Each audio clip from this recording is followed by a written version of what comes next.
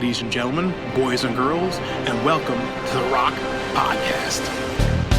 Yes, today's a good day. Welcome, Rok Nation. I am geeked. I don't know if I like that word. I'm stoked to have Dan LaSavage, the owner of Combat Corner, with us today. This is going to be fun. How you doing, Dan? I'm doing great. Thanks for having me be part of the podcast. Oh, yeah. Let's have fun today. How about it, guys? Let's Chime in. Chimed. We're here, buddy. Nice. All right, Dan. For those of the people listening that don't know you, just give a little about yourself, how you got started in the whole Combat Corner adventure. I don't know if it was the fighting that led you into this or if it was a small business project that got you into this, but you sort of own this area in what you do. So I'm interested to hear. And for the listeners that are out there, I just met you. I don't know too much about you. All I know is that you fought before. And so this is a perfect introduction into our followers and our listeners. Definitely. I can say a little bit about how I started the company, how I came into the sport. Basically, I'm short and I'm ugly. So, I wasn't good at a lot of other things. I was always into fighting. You're not ugly, bro. I'm tall and ugly. So, I started fighting. I fought as an amateur and a pro in Thai boxing and MMA. Boxed as an amateur. Got some experience in there. In the middle of my career, I got my jaw broke. It was actually in a street altercation, but the purest form of fighting. Yeah. That was horrible, by the way. Getting your jaw broke and having it wired shut for 6 weeks, it's horrible. But so did you get to eat? I was eating through a straw, and it was nuts. I'm a small guy, and I lost about 20, 25 pounds. Oh, my God. What do you weigh now? Like 165. But back then, I was fighting. It was like 2 weeks after my last fight, so I was probably like 150 pounds. Oh, my God. Because I fought at 135. So I was small, and it was not fun because I had nerve damage all in my teeth, and basically everything I would drink or eat gave that horrible like cold tooth feeling. Yeah. So it was nuts. So did you like blend up meals or? I tried everything. The best thing though was I just got like some of that to try to keep weight on was that like weight gainer fat 4,000 like Cartman or whatever it would have. I'd take some chocolate fudge ice cream, put in some raw eggs and milk, and mix that up. That's what sustained me. No, you know what this sounds like? This sounds like a bad GI system. His stomach had to be going nuts after having that. Just that protein, that's like bad gas. Yeah, that's not the good stuff. It's the stuff that's just pure fat and it's sugars. Right. They didn't care. It was weight gainer, Right. I don't even think. Does anyone even take weight gainer anymore? Yeah, my son does. Oh, okay. Yeah. But that was the best thing I had. Previous to that, I tried grinding and blending up all sorts of stuff. Just was not good. Oh my! So you get your jaw broken, then what? I didn't have much to do because I couldn't train. I tried to actually stay training the first week, but my weight was falling off so bad that I just had to stop. And me and Duke Rufus was my trainer at the time. We were driving around and we were talking about it, how there was nowhere to really buy anything like that and this and that. And we came up with the idea and we found a place and we opened 3 weeks later. You actually opened brick and mortar, yeah, a building with equipment, T-shirts? In 3 weeks. And it was very difficult to get it going with my jaw wire just because phone conversations were horrible. No one could understand me. Yeah. I had 3 threes in my number, and it sounded like this. It was 3800, whatever. But we got it done, and I remember opening. We had about 50 shirts and like 2 pairs of gloves and some random crap. That's all we had. We were in a little 750 square foot facility. Nice. And we've moved 4 times now. Now we're in a 10,000 square foot facility. So, wow. Big difference. But when we started, it was fun. It was a lot different. We started out retailing. We were selling everybody else's stuff. I kind of got to see what was good, what was bad, what people liked, feedback. And that insight was invaluable to creating the product we do now. Without that, I don't think we'd be anywhere near where we are now. Right. So everything we create is the best aspects of, everything I've seen and dealt with, not only in my own personal training and some of the training of the athletes we work with, because we have an awesome team of athletes, but just in general. So. Now, you were on 90-something in Greenfield, weren't you? Was that your first place? No, our first location was on Highway 100. Highway 100 just north of Greenfield Avenue in West Dallas. And then we moved to 97th in Greenfield. That's where I went location. The first time I went shopping by you guys. We were only in the first location for about 9 months, and then we made the jump, which was risky because we hadn't made any money up until that point. I don't think I took a dime out of the company for over 2.5 years. Oh my! When it comes down to growing a business, especially like in that style, you can't expect to make money right away. Talk to me, brother. A lot of people think they're going to jump in and make money immediately. Right. In some businesses you can, but in specifically a business like that, it's impossible. Yeah. So then you go from Highway 100 to 90. You said 92nd? 97th in Greenfield. 97th. That's right. You were right by. What's the cigar shop I go to? Havana. Oh, I thought you were going to say the porn store. No. Right next to the porn store, directly too. Across That's across the street. I was going to say the porn store. I figured someone would. No. I go have a cigar here or there. Yeah, Havana's nice. For Havana. I go to the porn store here and there. Yeah, they got the Thursday night not open mic. Thursday night they have a band there and stuff. It's pretty cool. Yeah. Kathy, who runs it, is she does a good job. So you go to 97th, then you move again for the third time now. Yeah, we stayed on 97th for about 5 years actually. So we were there for a long time, and the place was just pieced together. It was not an ideal place for what we were trying to do when we were in that time period converting from doing retail to being a business-to-business wholesale company. So we found a place that was better suited with a real warehouse, with a smaller showroom and offices. Mm-hmm. So our third place was like that. It was still only about 4,000 square feet, but it was nice. And within a year and a half, we outgrew that. Wow! So nice job. And then we That's moved to fast. our current place. Yeah, that's moving fast. We moved out before our lease was over, so we actually had to pay double lease. So now you're in Waukesha. No, we're in Menominee Falls. Menominee Falls? Yeah. Okay. Yeah, and that's the 10,000 square foot building? Yeah, right across from Kohl's Corporate. And how long have you been there? It'll be about a year and a half soon, something like that. Congratulations. Do you have an address for that, for people that are out there? Yeah, it's long. Whoever likes coordinate addresses. Yeah, it's that. No, that's my home address. They always mix me They up. can come to your home. They can find product there. It's N56W16865 Ridgewood Drive, Menominee Falls, 53051. That is like latitude, longitude, all that stuff. I hate it. Well, what exit do you get off on? Just get off on Silver Spring. So if you're shooting, if you're coming from the south, get off on Silver Spring and turn left, which is going west, and you'll hit us in maybe about 3 miles. And do you have a website? Yeah. I'm sorry. No, that's cool. Combatcorner.com. Doesn't get much easier than that. And a phone number? Phone number is 888-991-8789. 888-991-8719. 89. Good thing your jaw wasn't broken now. Yeah. Say that phone number. No, that address. No, say the coordinates. Say that address. I can't even remember it now. I almost give my home address out. N5671. No, that would be a nightmare.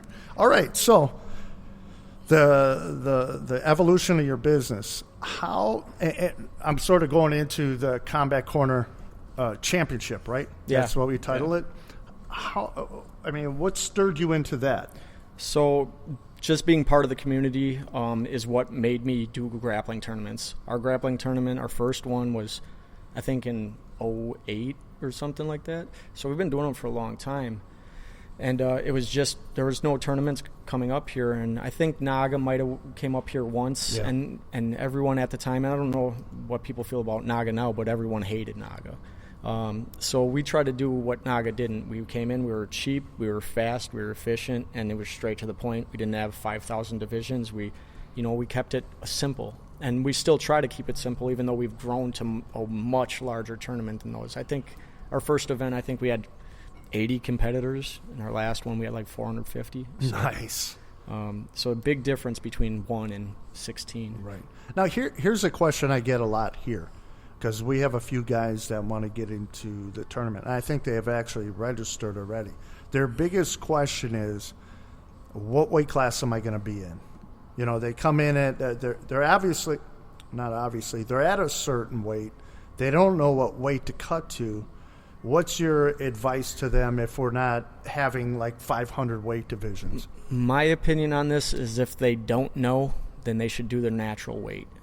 If you're a white belt, if you're a beginner, just compete. I feel too many people put so much stress on weight and making weight and this and that. When you're a beginner, who cares? Just go and compete. Now, if you're an elite level guy, you know what to do. So it's not even There's a question. no question then. Right. So I feel like if I was a coach and someone who was younger came to me and asked me those questions, I'd say, hey, worry about competing in the event, not so much about your weight. Awesome. How much do you weigh right now? Oh, you weigh 185? Perfect. 185.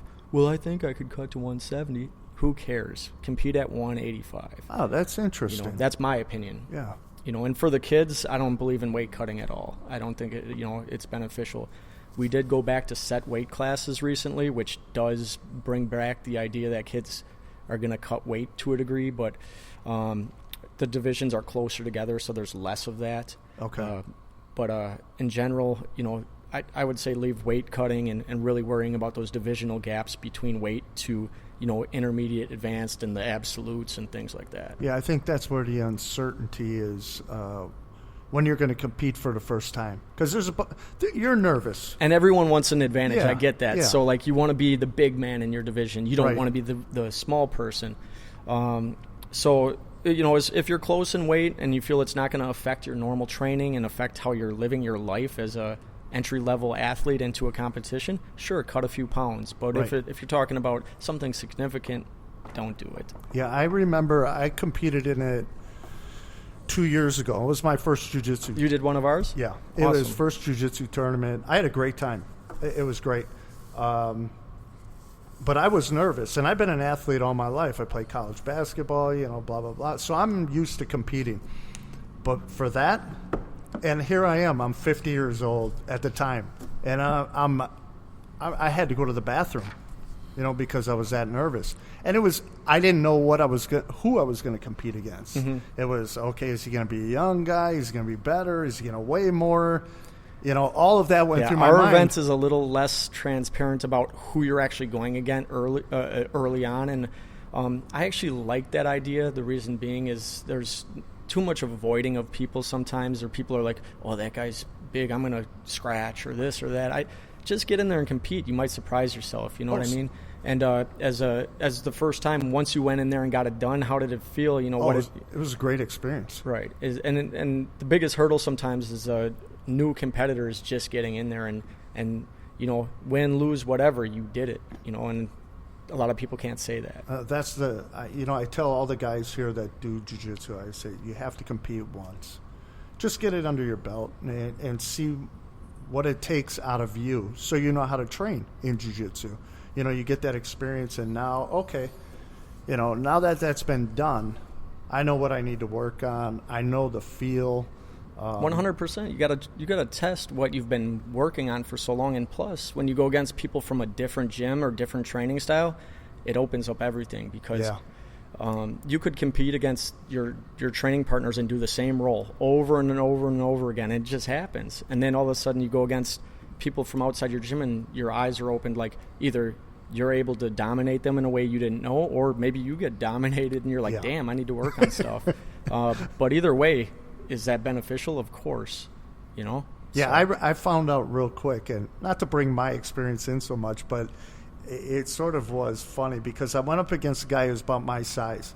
He was 15 years younger, and we both locked horns standing up for a good 2 or 3 minutes. And we were both pretty much saying to each other, damn, you're strong. Damn, you're strong. I think one of us was just afraid to go for it. And I eventually did, and just broke up the monotony, and we had a blast. The great thing about that I will say out of competing, is I became friends with the guy. That happens all the time. I hear about not even just with jiu-jitsu, even fighting, whatever it may be, that respect that you gain from someone you competed against. Yes, it was just a great experience. So I like the fact that you've done that. You know, you went from a retail store, you basically sponsor or put this together for the whole community. Yeah, we actually promote this, so we're not just a sponsor, we're the ones who run this event. Oh, so okay. There's a big difference between a sponsor of an event and someone who actually puts it on. And you're doing all the work then. Yeah, all the work. Okay, very good. Wow. And with the event, speaking about you going against someone 15 years younger, we do have masters divisions now. So we used to not have masters divisions, I think, when you competed. So anyone 35 and older now can be in a separate division. So yeah, I was 50 and I think he was 36. 35. Okay, so we did have the masters. It's just that big. So our masters is different. Like I think other tournaments have 30, 40, 50. Right. We only have 35. So because we're trying to keep the divisions down to a minimum and people have real matches. Yeah. So, but yeah, that's fun. A pretty cool story though. Regardless of age. It was, for me, in competing all my life, it was probably one of the more satisfying experiences. We all want to know, did you win? We can't go there. We can't go there. It was, let's just say it was controversial. Okay. But on my level, personally, it was one of my finer experiences in competing. Good. And that's awesome. I credit that to jiu-jitsu as well as you guys putting this on. So, now, that was my fighting life. What about yours? My fighting life? You were an MMA fighter, right? Yeah, I fought MMA for, I don't know how many years I fought for, but probably like 8 or 9, something like that. As a professional in MMA, I went 8-2. I had professionally Thai boxed as well, and I did some amateur boxing. I had a decent amateur background in MMA as well. I think I was 4-1 or 5-1 or something like that. So, and I was coming from the in-between era. When I say the in-between era, I mean the really old school guys. You're going to have like guys from the state like Adrian Serrano and some of these guys from the 90s, and then going in past like the post-tough era, Ultimate Fighter original season. Sure. So previous to that, in Wisconsin, it was Wild Wild West. You'd fight whatever rules you want, and all of my fights were Vale Tudo rules or Pride rule fights, and they were billed as that, and I liked fighting that way. So I kind of miss some of those aspects in the sport with the soccer kicks and the stomps and the knees to the head on the ground. It really keeps the action going. There's less stalling. Right. But I love that fight style. And I miss rings, too. I know rings are stupid because you fall through them and stuff, but you can really cut someone off in the corners. You can lean against the ropes. You can play the ring. So being someone who fought in a ring the majority of the early part of my career, I missed rings compared to like a cage. That's interesting, yeah. And not being a wrestler, my background is not wrestling. My background would be like kickboxing, Thai boxing, and Brazilian Jiu-Jitsu versus, having that wrestler mentality. And if you remember back in like the early 2000s, wrestling was dominating, like take them down, drag them against the cage, hold them against the cage. Now it's like you want to get against the cage so you can wall sit and get up, or everything that worked back then now has a counter now, and everything that they said didn't work back then is working now. All the flashy kicks, a lot of the styles are bringing in these taekwondo and karate styles that are mixing with solid wrestling, solid jiu-jitsu, and solid Thai boxing. Yeah. So the evolution of the sport is insane. Yeah. The caliber of guys, like people talk about, we call them legends, and they're legends already, but we're talking about 10 years ago. You take guys from 10 years ago that actually competed that way and you put them in the action now and they would not survive. Mm-hmm. You take guys from the beginning 20 years ago and there's not even a shot. So what do you think about George St. Pierre coming back? He's solid, man. He's been training. And he was at the top of the sport. He's a sport. karate guy, too. I mean, he's got all that. I think he's one of the smarter fighters, too. So if he comes back and fights certain guys, he'll do well. Do I think he was ever like a demolisher? No, he never really beat guys in like crazy fashion. He just was solid and would beat guys across the board just by enough. He is a karate fighter. He's a point fighter. Yeah. What do you say going back? Someone coming to this era of MMA fighting, who would be one of those guys that did very well? You bring him here now. They wouldn't stand a chance. Who in your opinion? A lot of guys. I like, mean, I couldn't come on, even I'm think anxious of one to hear name. this. I mean, it'd be better to say someone who was from back then that would still do good now. How about Chuck Liddell? Chuck Liddell, I think obviously has punching power to hang with anyone, but I mean his style isn't really what's going to work anymore in the sport. You got to look at guys like Dan Henderson, man. That guy has had the best career probably of anyone in MMA. I get it, he hasn't won the current UFC title. I think he did win UFC 11's tournament, though, so he was a UFC champion. He was a Pride middleweight, Pride light heavyweight champion. He's fought a who's who. If you look at his name and the fighters he's fought, probably the most accomplished fighter in the sport. And he's been fighting almost 20 years. Yeah, that's amazing. You know, so that guy is impressive. And I definitely do want to see him beat Michael Bisping and then retire. So the same way he did the first time? Same way, with the big flying hendo. That was crazy. That was great. He's always got those nasty finishes. He did that on, what was that, on Lombard? Or did he do it on, who did he do that to recently? Bisping? Not Bisping. No, that Hendo was a while ago. Yeah, Hendo did it to, who did he fight? Was it Romero or did he fight, I mixed those two up. Hector Lombard. Was it Hector Lombard? You got to check it on that phone. Everybody's looking. Hurry up, guys. We got you know what, though? He is in some of the best MMA fights in 100%. UFC history. When he fought, who's the guy from, was he Brazilian? Oh, God, I can't. He was a top middleweight, I believe. But they were in like 5-round wars, and I think they had a rematch, and they were in another 5-round. Oh, you're talking about Shogun? Shogun, yeah, yes. Yeah. Oh my Great God, fights. those guys. Great fights. Went at it. And even back in the Pride days, he was fighting tough dudes, and that leads back all the way into the, like, when I was younger, Vanderlei Silva was my guy, like early 2000s. He's a monster too. You know, and he's I think, is he signed by Bellator or something like that? I thought he's still he was, fighting, yeah. but obviously he's a guy that the sport's passed up a little bit now at this point too. And I think Bellator is a good fit for him because they're kind of doing their thing with like the legends. Right. But you know, actually, I think he's with Risen. I think he's going to fight in the Risen. They're going to have like a Grand Prix, and they're going to have like him and Fedor and a few other guys in there. How do you like Fedor? Fedor's great, you know. Obviously, I think time's passed him by to a degree too. But he still deserves the respect that you know what he was when he was, and I think that's what's hard about, like, on the internet, people tear everybody apart. Like you're only as good as your last fight. You're only as good as, you know, who says you are. So he's a legend, though. Fedor was one of my favorite MMA guys as I was growing up. I shouldn't say as I was growing up. I was in my 30s, I think, at the time. I was still growing up. But he was, I think it was just his demeanor. Yeah. He was so stoic, and yet he'd come in and just looked like tear nothing you up. affected him. Yeah, it was just mind-boggling for me. Going back to the different aspects of MMA fighting, and just because you've been there, what do you? I brought this up in another podcast. What do you think about Ben Askren getting the sort of the shun from the UFC? Yeah, it's bullshit. But you know, at the end of the day, it's entertainment as well. But he deserves to be there. I agree. I totally agree. You know, if he played the game, he would definitely be there. But he's not a game player. He's his own man. So I respect that. I still think he'll probably end up there because he's going to keep winning. Yeah, he's definitely going to keep winning in one. I don't think they have any challengers that can beat him.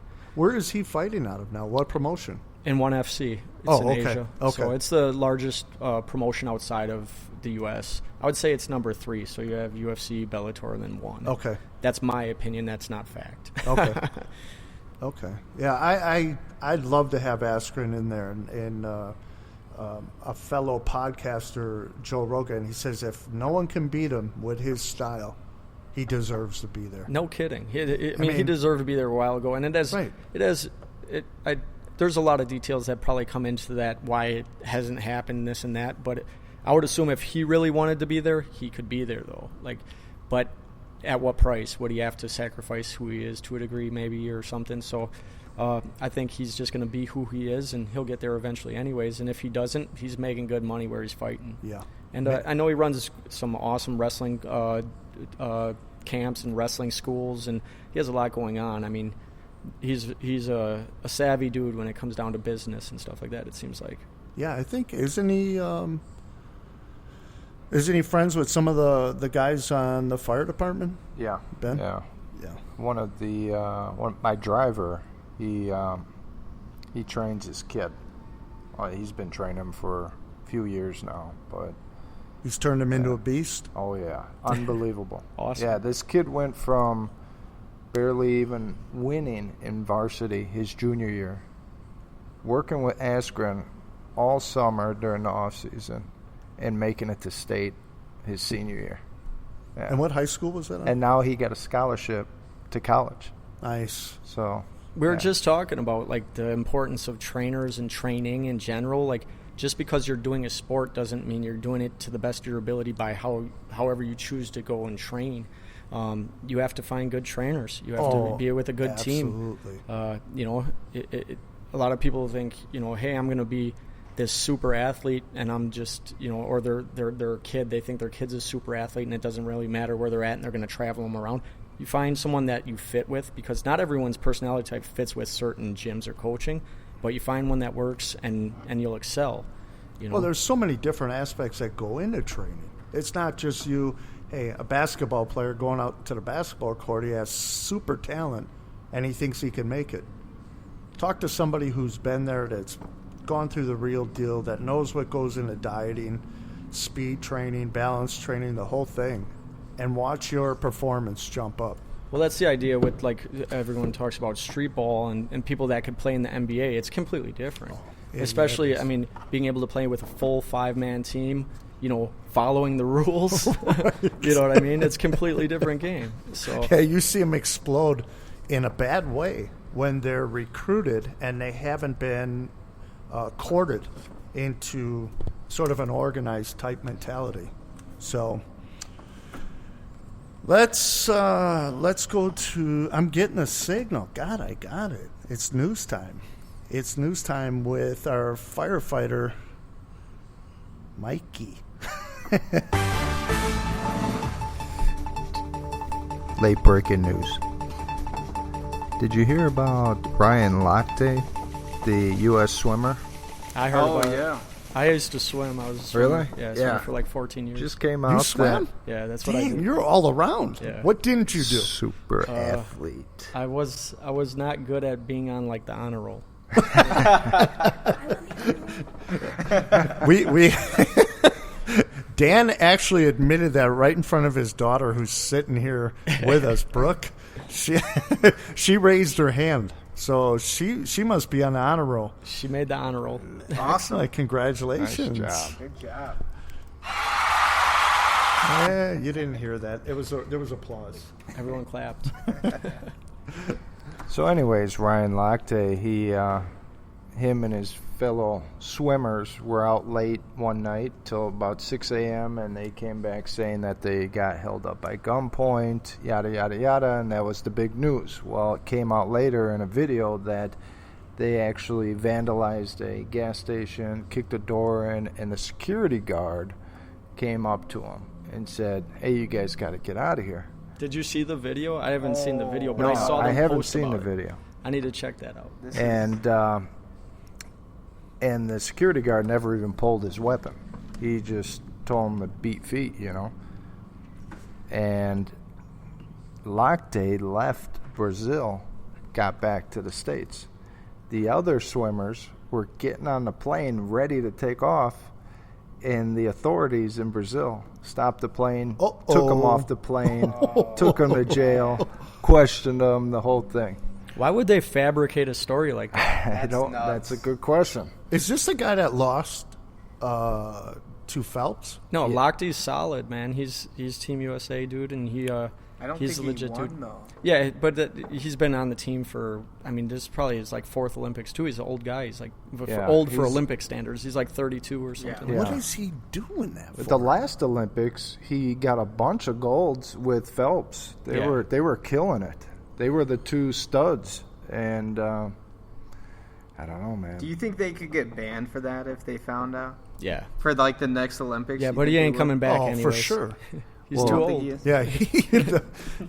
Well, Still, it doesn't make sense. He went out. They're in a whole with nother bang. country here. They can get arrested. Right. You're not innocent until proven guilty in most other countries. You're guilty until proven innocent. Yeah. So he took off. He's not. They're not going to send him back. Right. But the those other other guys- they got to. The other guys are stuck. Okay, who are these other guys? Are they U.S.? Yeah, they're swimmers. What up? Yeah, yeah. And they were all telling different stories, and so. I heard about that. Did you hear about the judo guy that got beat up by the guard, the Brazilian Oh, jiu-jitsu yeah. guy? He was like a one bronze, and I guess was all drunk and went in somewhere, and one of the security guards at a hotel beat him up. No kidding. Yeah. A jiu-jitsu guy? Yeah, jiu-jitsu guy. Nice. Just a normal jiu-jitsu guy, not like some world champion or something like that. So, not to fuel that fire of That's judo gotta versus be jiu-jitsu, but you know. That's embarrassing. Jumai works security, doesn't he? Yeah, he does. Yeah. It might have been him. Maybe it was him. Yeah. So, what was your opinion on the judo player who didn't shake the hand? There was one guy, and the reason why I ask is, I guess there's some like unwritten rule that you must shake the hand. Yeah, see, I don't know anything about that. Oh, but, okay. I mean, I think he's stupid. He should have just shook his hand. But at the same time, he has a right to express himself, I feel. And for them to ban him because of that, I think is a joke. I think they should have just let him compete, and that's that. You know, not everyone has to be friends or whatever, in my opinion. A lot of people won't agree with me, but I don't really care. I don't, and I know there was like, you know, whatever behind it, because where's the one guy from? Where's he from? I think it was in Israel. Yeah. Yeah, and I know there's that whatever, but Yeah. I don't, you know, that's not in my mind. So, not saying that's right. I'm just saying, like, when it comes down to an athletic event, just compete. You know, don't bring in outside politics. Don't bring in outside anything. Just compete. Yeah. So I got a question for you. I'm going backwards now, back into your career, and I love boxing. Yes, he got it. Last time he didn't get the rewind. Going back to boxing. So you've had many different aspects of training, different arts. What's your take on boxing? I love boxing. Do you think, and I've heard this before, like boxing is one of the hardest fighting styles to be in? You 100% have to be tough, because you're going to get beat up. You're going to get punched a lot. It's boxing. Just like wrestling, you have to be hard. It hardens you. You know, wrestlers aren't breakable the same as some other people. And same with boxing is, if you can be punched and take that and continue and all that, it's just different mentality. You have less weapons. There's only 2, so you can definitely get beat up on a little bit when you're training with someone who's better than you, for sure. And it's very hard to, pull out something different, because you don't have this huge tool box of arsenal. It is a big aspect of MMA, but a completely different sport than MMA. You know, and I have huge respect for boxing. Yeah, I love boxing. I heard one person say the same exact thing. You have your 2 hands. They know it, you know it, and that's what you have to defend yourself from. You can't rely on the wrestling. You can't rely on a kick or an elbow or what have you, which made boxing one of the toughest sports that this guy had been in.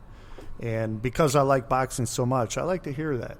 So, Conor McGregor versus Floyd Mayweather. I think they did that to keep his name relevant. Well, they held him out of the UFC for that event. But I mean, no one's beating Floyd Mayweather, period. Let alone a guy who is an MMA guy who has 0. I don't think he has any professional boxing fights. I think he does. Professional? Okay. I think he has a couple amateur fights. Okay. But I don't think he has any professional. Not to say he's not good. Right. But you put him in pure boxing matches versus these top guys, he'll get destroyed. Yeah. What about? I mean, he got hurt. Yep. The reason the fight ended was the one punch from Diaz. Yes. By the way, it wasn't anything else. Like, obviously, he manhandled him with jiu-jitsu, but if you see McGregor after he got hit, he was done. His adrenaline destroyed him, and his body dumped, and he had nothing. That's why he pretty much just gave up every position. He got swept. He got his back taken and choked like nothing. Yeah. And that happened fast after that. Yeah. What were you going to ask, Mike? Yeah, what about not any, but just about the top pro fighters, boxers, versus any UFC. In the MMA. UFC, Yeah. they'd get destroyed too. I would agree with that too. I mean, boxing rules, obviously. In boxing rules, the boxers are going to win. Period. Yeah. There's a couple guys in MMA who are legit boxers and could hang, but they're not going to beat world champions. Otherwise, they'd be fighting in boxing. Right. The boxers still overall make more. If you're a world champion, a legit world champion, make more money than MMA guys. Sure. And even undercard guys. If you fight on a Mayweather undercard, you're going to make $250,000. You're making good money. There's some guys are going to make over $1 million undercard fighters, but yet, I mean, you better be a pay-per-view guy to make $1 million in the UFC. Right. You know? Yeah, you're right.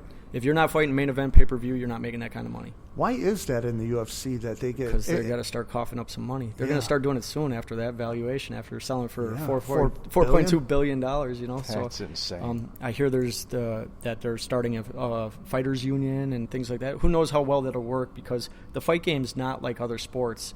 You can be done like that. Right. You know, it's not the same.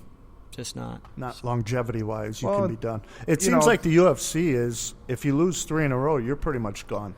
Yeah, it depends who you are. There's some guys they've let go further, but yeah, if you lose 3 in a row, you're usually gone. Sometimes they'll cut you after 1 even, but usually they're going to give you, a few shots. Depends on if they like you too. You know, if they don't like you, they'll cut you after 1 or 2. If they like you, they'll give you 3. If they really like you, they'll give you more. Yeah, you got to be press and action. You got to be entertaining for them to keep you. I believe Scott Jorgensen's one of our sponsored guys, and I think he lost quite a few in a row, and they kept him. And he's a great fighter, and he was fighting top talent. He was dropping down to 25 to try that out and this and that. I know they eventually did cut him like a couple, maybe half a year ago. But, that's a guy that had been fighting on the highest level in the weight class because before the UFC, the WEC was the premier organization for 35 and 45. And, I think he probably between the two organizations fought like 20 plus fights, Yeah. So, and then what do you do after that point? You got to go out and win on regional shows to try to get back. It's very difficult, especially, the older you get in the lighter weight classes, the harder it is because speed is the most important thing. Yeah, I can't imagine.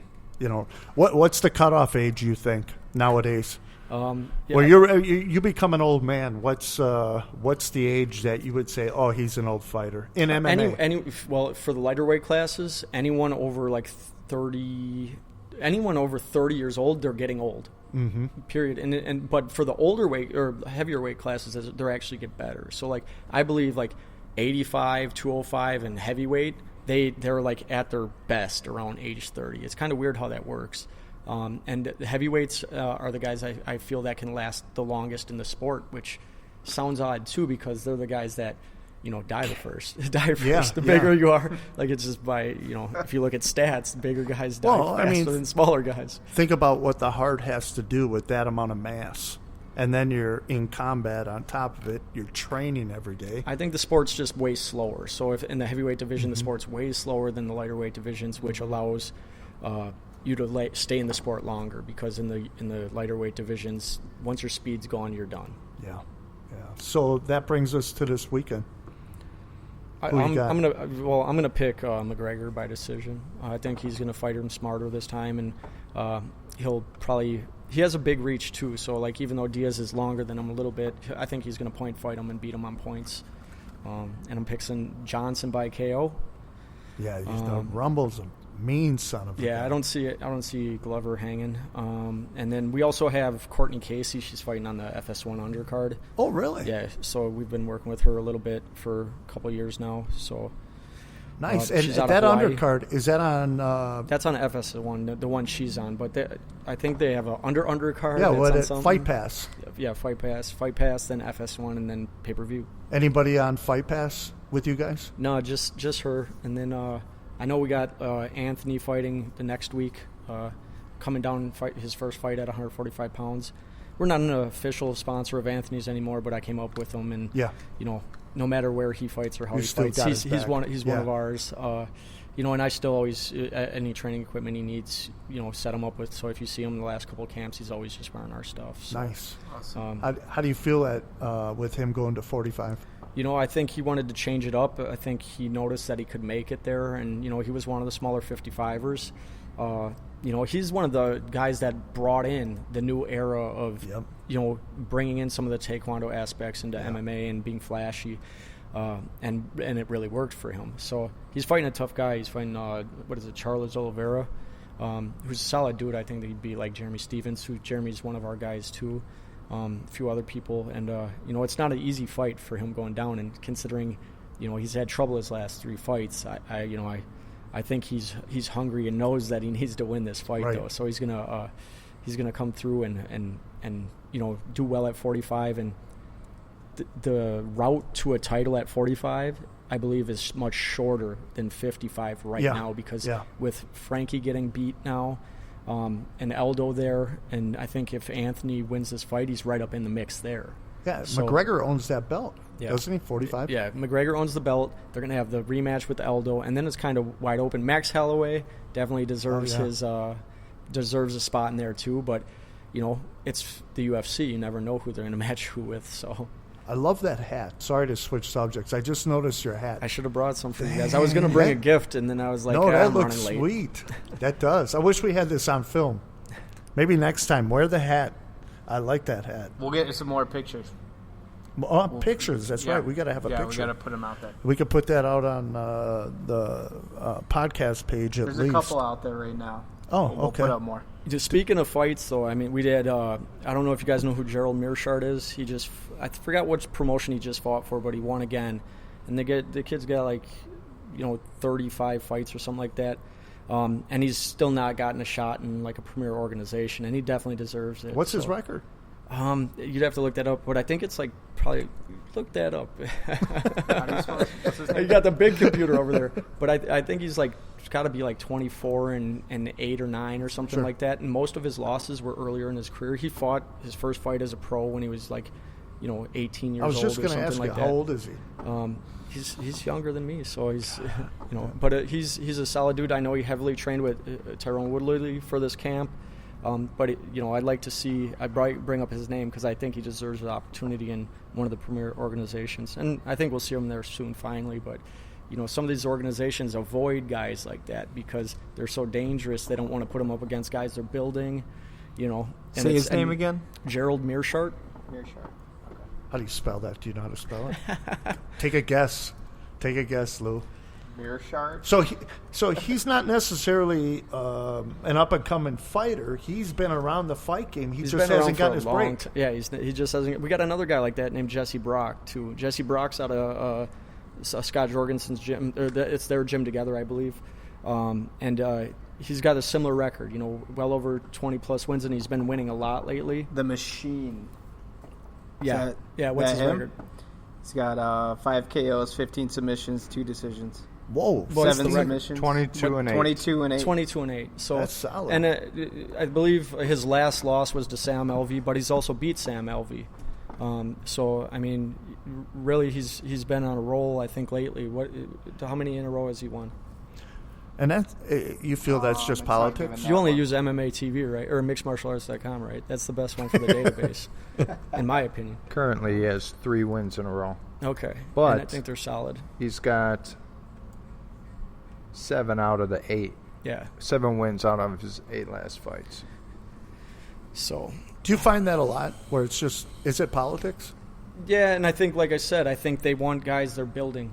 They want to build guys. They don't want to bring guys in that have these records like that. First off, they're maybe they see them as they can't build them up and own them as much because they've been in the game for long enough. And then they also don't want them to fight these young guys because if they beat them, it ruins those guys' potential. It snaps the story of them building them. I think in the sport of fighting, not only is timing extremely important, but having someone manage your career as you're coming up. And I believe he was just out there fighting early on before he realized the business part of the sport. So any up-and-comers who are coming out as an amateur into the pro ranks, don't just take fights. Don't just do whatever and amass some weird record. And I'm not saying baby or pepper your record or pad it and whatever, but actually, be smart. Yeah. Be smart, especially if you want to be a professional fighter. It's a profession. It's a job. It's a business.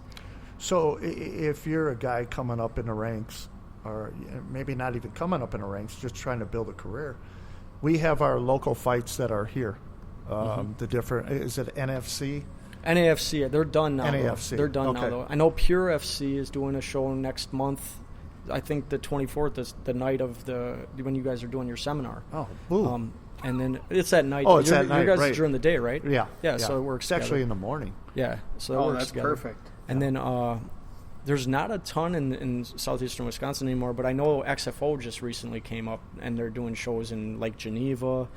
And XFO's been around forever. So, Is that an Illinois base? Yeah. So fighters taking on those organizations, those are good. That's just the way you pave your way into the... Yeah, you can really fight in any organization now within the state because they're all regulated. So they're going to be safe enough. They're going to be, have whatever. As far as the way the matchmaker is going to match matches, though, that's if you're a visiting fighter, do some research. There's a reason they're bringing you in. They might bring you in because they just need to fill a fight, or they might be bringing you in because they want someone to beat you. So do you manage fighters? No, I don't manage any fighters. Okay. I've worked with and speak with a lot of fighters, of course, but I don't manage fighters, and I wouldn't want to do that. Are you going to have a comeback?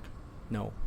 You said that really fast. I got for those who don't know, I got shot in the leg. What? 2 years ago, and shattered my femur, and I got. Oh my God! How did that happen? Do you want to say how that happened? Just wrong place, wrong time. Yeah. Hanging out with 50 Cent.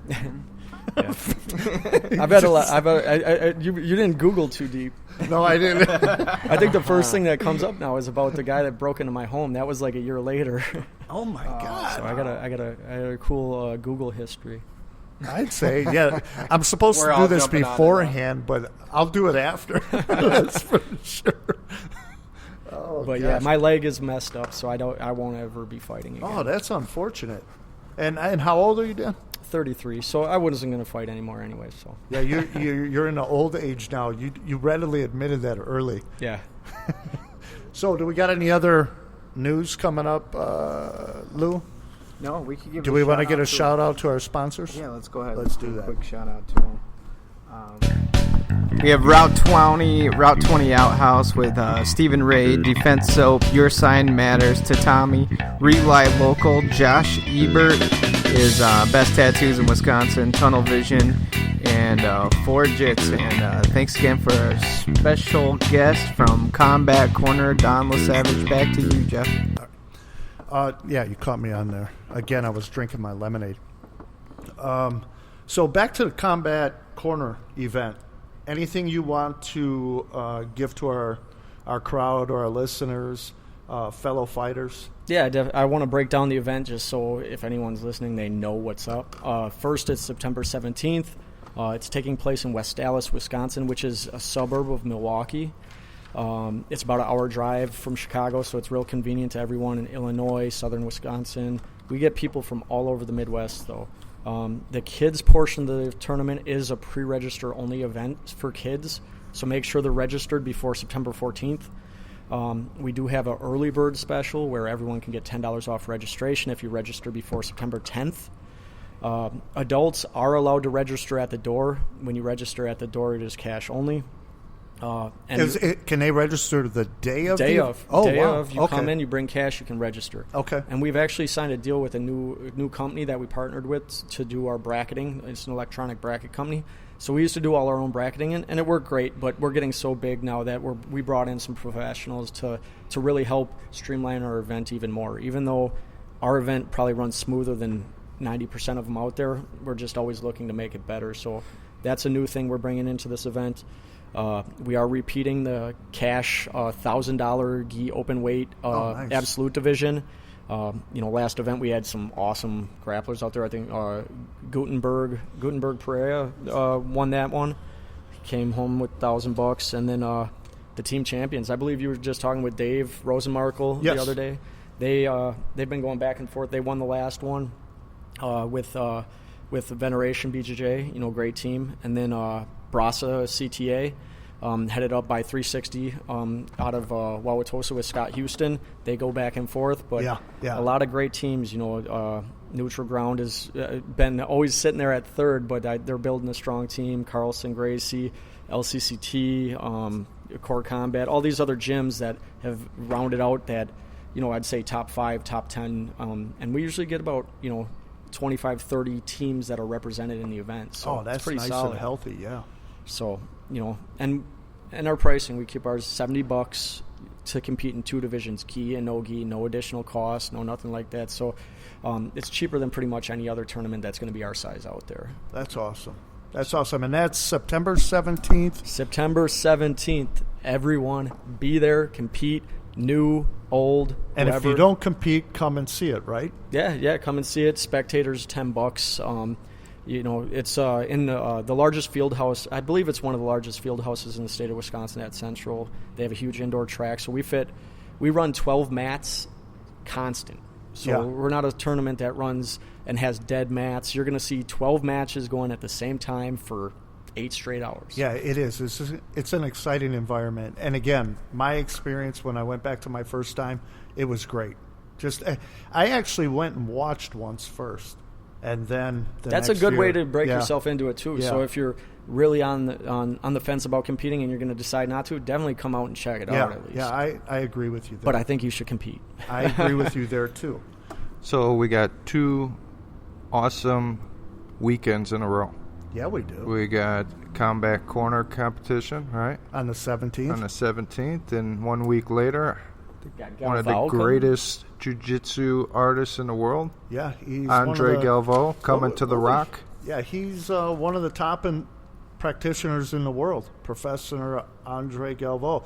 He'll be here at the Rock September 24th for a gi only, and on the 25th he'll be here for no gi. You can go to our website, www.therockapc.com. You can register there. We're located in Caledonia, but I like to say we're located right outside of Franklin.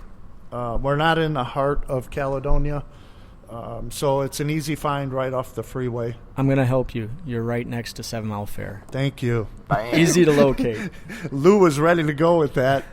Dan took care of it for us. But this guy, you can't miss it. The fact that he just said yes to us to come out here and do a seminar, we got so excited. So the thing about this too is it's not just going to be a regular seminar. We're trying to throw a lot of things at the customer that's gonna be here. Much like you do, you want people to have an experience when they go to your events, and that's somewhat what we've been calling ours is a seminar/event.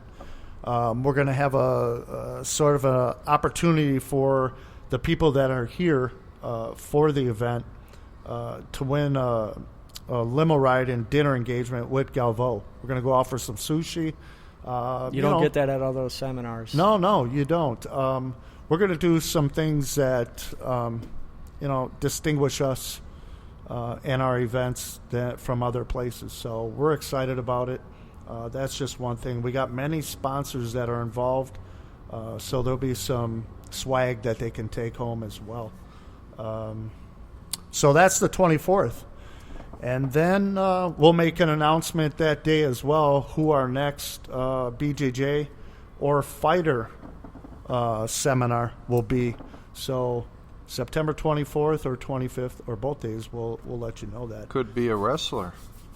It could be. I know who you're thinking. We need to have Dan come back again, though. Oh, absolutely. We got to come back, hang out, spread the word on his events, on his store. And I can do an instructional on how to speak with your jaw wired shut. Oh. I would love to see that. You know what? That'll be on film this time, though.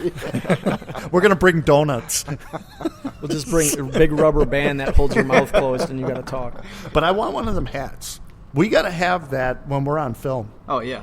You know, that'd be cool. I don't wear hats, but I really like that hat. I'll send you guys some. Yeah, that's awesome. Well, it's been great having you here today. It was a pleasure. So Thanks for we hope you me. come back. And Brooke, you're so well behaved, and she's an honor roll student. I love it. So let's give a shout out to our sponsors one more time. Let's do that. We got Route 20 Outhouse Defense Soap, Your Sign Matters, Tatami Rely Local, Josh Ebert's Tattoos, Tunnel Vision, and Ford Jits. Thank you, Rock Nation. Stay tuned for the next podcast. It's going to be tomorrow. I hope at some point between 12 and 3, but check out our podcast page. We'll tell you when we're going to go live. Thanks again, Dan. It was awesome having you here, Awesome. buddy. Thanks for having me. Thanks, brother.